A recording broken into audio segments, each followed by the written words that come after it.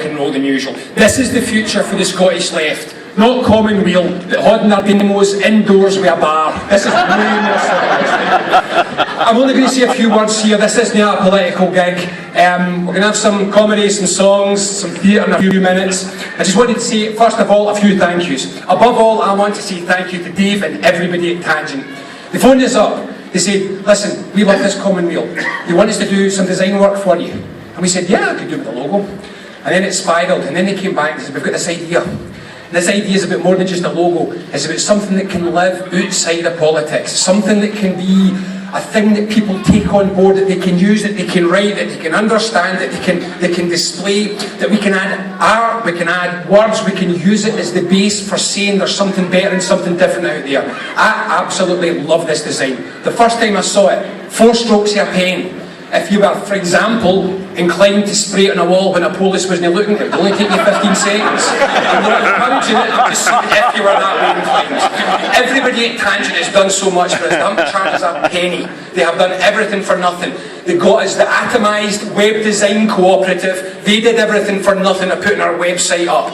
We've had so many people helping us out here. Phil has done all the organising for nothing. Paul helped us to organise the Archies for nothing. The Archies are given this for a price which I don't think can cover their costs. An enormous thanks to everybody at the Archies for making this possible and let us in here. A big, especially to the Archies.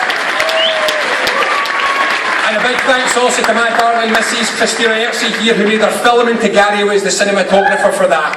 Thank you to every one of the artists who are coming up here today doing this all for nothing, because what we are trying to do here is identify the fact that politics has become a game that's been played by a small number of professionals in a small number of rooms in a small number of expensively rented premises across Scotland and across Britain. It's become a thing that people do as a profession, and the rest of us are not supposed to applaud them or stand back, nod our heads every 4 years and be glad for it. The idea that politics is something that ordinary people can't talk about is one of the great achievements of the right wing of the last 30 and 40 years in Britain. They scared us off.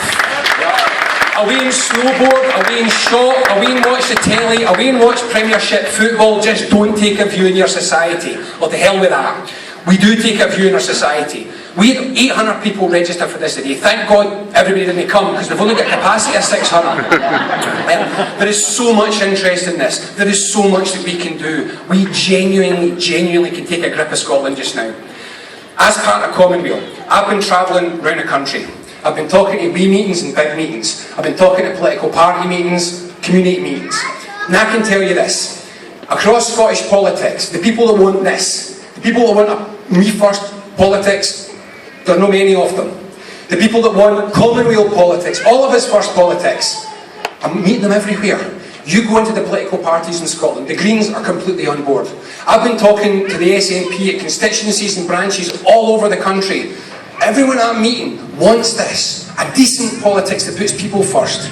I briefed Labour MSPs in Scotland, and they were listening, and they were engaged, and they recognised that for them, we can't go on like this anymore. This is the chance for us to identify a politics which is genuinely going to change Scotland. And I'm starting to use the affirmative with all of this stuff. We got to this place. We got to this place by creating ideas that people wanted to hear. I should have said, by the way, that Richard Walker, the editor of the Sunday Herald, had been coming to say a few words here today as well. He can't, unfortunately, because he's away on holiday. But I want to say a special thanks to the Sunday Herald. We are very lucky that there's one newspaper in this country that's willing to give some space to some new ideas, to some new thinking. The simple truth is, I don't know if we'd be standing here today if the Sunday Herald hadn't given us a chance to communicate to people, to show some ideas and to actually talk. We complain about the media a lot. If there's anyone in this place that doesn't buy the Sunday Herald, start buying the Sunday Herald. If you don't support the good media, don't complain when it's not there. They're round the corner. If you haven't bought one today, go and buy one and get it every week. Because this is what's happening in Scotland just now. There's this massive debate, and it's not in the mainstream. I can't get in the newspapers. I've done professional media for 20 years, and I can get little bits in here and there. But to get a real debate going about a really strong vision for a future for Scotland, it's hard.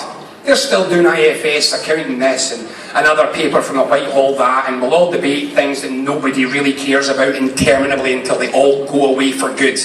Well, I'm sorry, there's far too many of us that want something better. I'm no longer bothered about the mainstream. I spent a long time, when we were developing this at the beginning, trying to work out how we could start to break the mainstream, start to break the media. And here's the thing, I've been so many places, and I've been counting these all. We've got more people than them.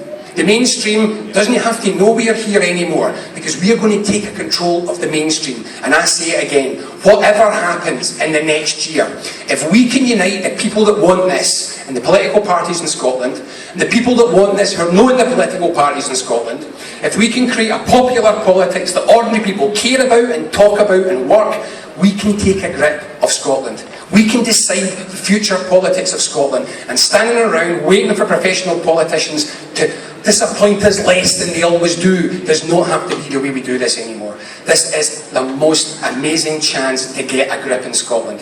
So participate, get involved.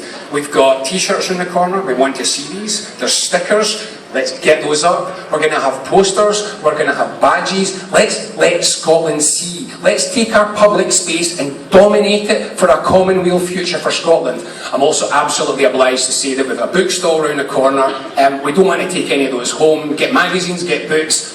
We don't have enough storage space to get everything. Back in the day, buy everything, we might even make you a deal.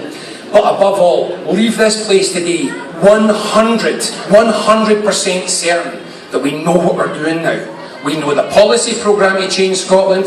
We know what we have to do to make that policy programme reach ordinary people. We have to get out, we have to talk to them. And when we do that, if we're clever, which frankly we are, if we're smart, if we're patient and we know what we're doing, we can put together for the first time in a generation of Scotland all the parts of the progressive political scene in this country. We can put them all together, we can create the majority that dictates what Scotland does, and we can start to build something which says, you know what, enough me first politics. We've had enough lectures and we've had enough patronising. It genuinely is time for a politics that puts all of us first. And that's all I'm going to say, other than thank you so much for coming and have fun.